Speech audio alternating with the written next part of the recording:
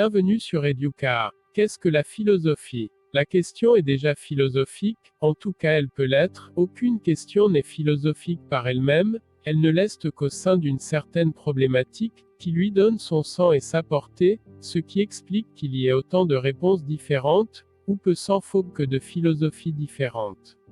Ce livre s'insérant dans une collection encyclopédique, on rêverait pourtant d'une réponse œcuménique, fût-elle scolaire, qui pût éclairer le grand public sans mécontenter trop les spécialistes.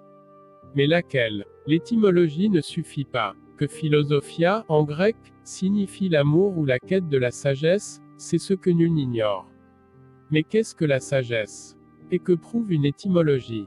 Raisonnons plutôt d'aristotélicienne façon, cherchons le genre prochain, et la différence spécifique.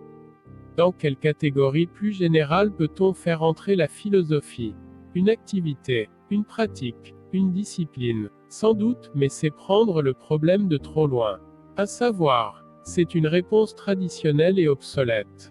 Les mots de philosophie ou de sagesse, jusqu'au XVIIIe siècle, pouvaient désigner l'ensemble du savoir rationnel, aussi bien en grec ancien, par exemple chez Aristote, que dans les langues modernes, par exemple chez Descartes.